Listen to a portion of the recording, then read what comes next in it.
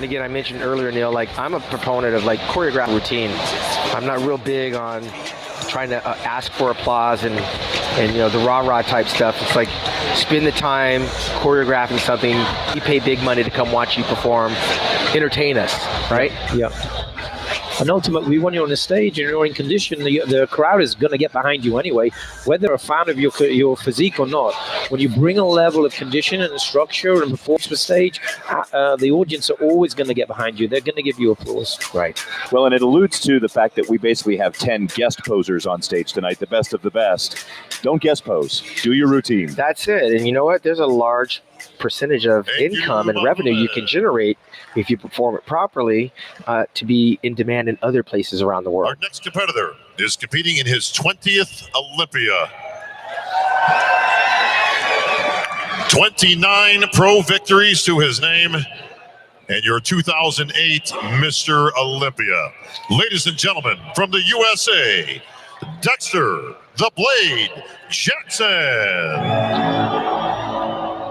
Dexter made his Olympia debut in 1999. You know how much stuff has happened since 1999?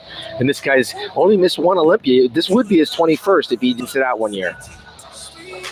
Some kind of record. I don't think it will ever be broken. For me, I feel that Dexter is one of the greatest all-time bodybuilders. And the reason why I say that is just name me an athlete which has been consistently at the top, won all the major titles you can possibly can for such a long time. I don't know anybody. You're absolutely right. But again, Neil, when you do something long enough, eventually Father Time wins. And tonight, I think Father Time is catching Dexter simply from the fact that we've seen Dexter so much more superior than what we've seen right now. While he's 49 years old, he'll be 50 in only a month. We've seen Dexter with that 8-pack abdominal wall that's not there tonight. We've seen the glutes shredded, which were not there tonight. We've seen the hamstrings in a little bit more. So that little film of water is holding him back from his dream of a repeat. I don't think that's going to happen here tonight. But how do you knock somebody as consistent and as great as Dexter? I find it hard to criticize him because I'm older than he is, and at 49 years old, I was sitting on the beach drinking beers. Such a huge respect at almost 50 to put your body through this, and as much as he does every year to get that many wins under his belt, to stay in prep, to stay that condition, and just pound away on that near 50-year-old body. Well, this is where genetics come in too. You see the traps. When he's done bodybuilding, those traps are still going to be there. Those shoulders are going to he's not going to shrink down to nothing. But being the veteran, Dexter knows in the history of this game, the midsection is where everything starts. And when you relax it, that's the first thing we start to criticize. I think a year ago, Phil Heath lost the Mr. Olympia because of his lack of control of his midsection. Now, he is beloved in the sport, especially having been a fixture for so long. I can tell you one thing. I don't think Dexter's done because he was 7th a year ago. I believe he's going to be in the top 5 or top 6 here tonight. And if that's the case, that's more gas in the tank to fuel another year. And we could be sitting here looking at a 50-year-old Dexter Jackson 1 year from now because there's definitely shows out there that he can win. He won last month. He won at Tim Gardner's Tampa Pro, and he went up against Luke Sandoe, who we'll be seeing shortly.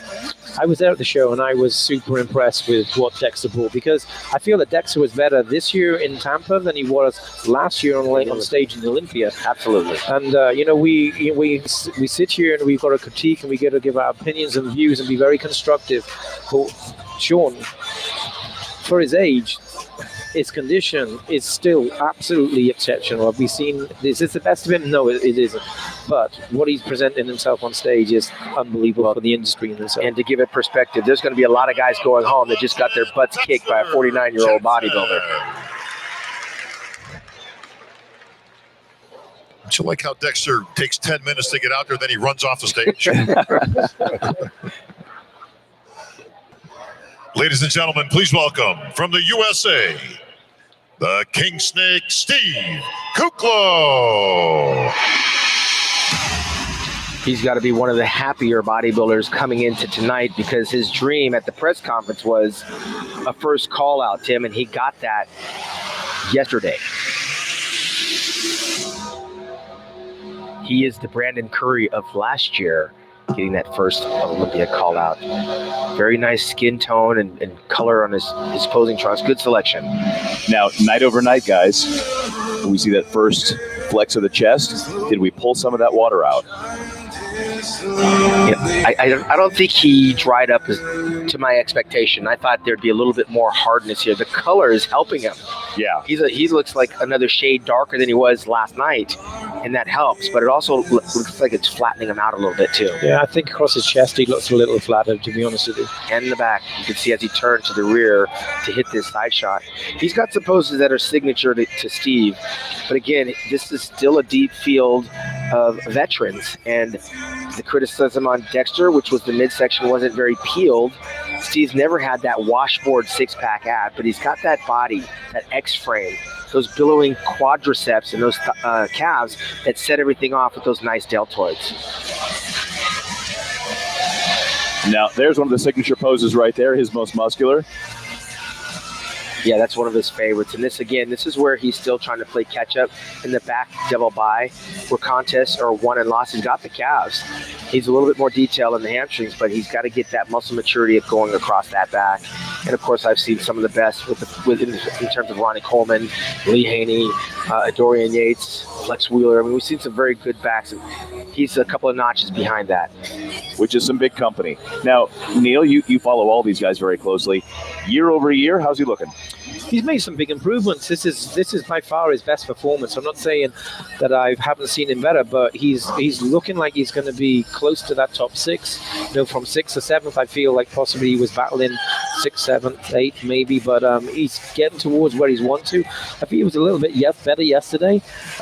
He had a reasonable showing at this year's Arnold. If I remember rightly, I think he came 4th or 5th. Obviously took a win then to qualify for here. I thought he represented a good package yesterday. But I feel that he's smoothed out a little bit since in the last 24 hours.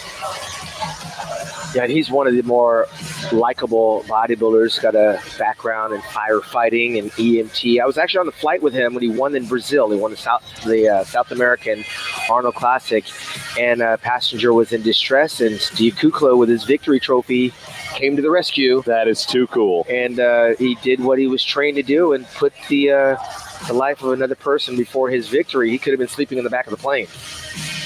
I was actually at that show and I saw him take away that title in Brazil, Rio de Janeiro. Yeah, and I think that's what gave him the confidence to know that he could actually survive in this as a professional. And now he's vying for a top 6 spot for the first time in his career.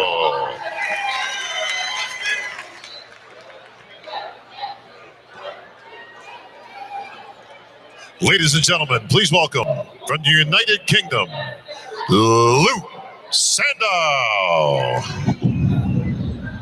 Guys are warming up backstage, just getting the last bit of nerves out. And this guy right here is a breath of fresh air.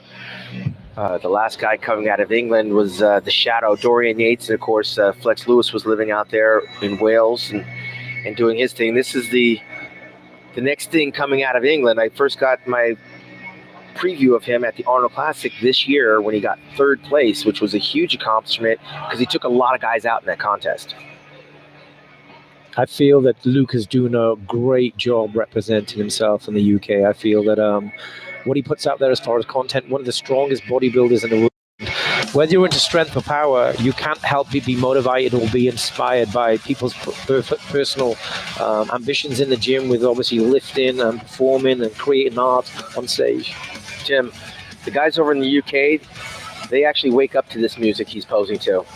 He's got a very unique look. He's got a beard. Very few bodybuilders actually have facial hair. He's got some really cool, funky earrings in there. He's got a nose ring, but you can't help miss the quality of those quadriceps. You don't get that big without throwing around some heavy weights. Well, and to Neil's point about the work ethic, he's got the warrior look, and you know he's lifting like a warrior on a daily basis. Look at those, the arms are solid, so I know he's a strong bodybuilder. His condition could be a little bit better, especially from the rear. He looks solid from the front, big pecs.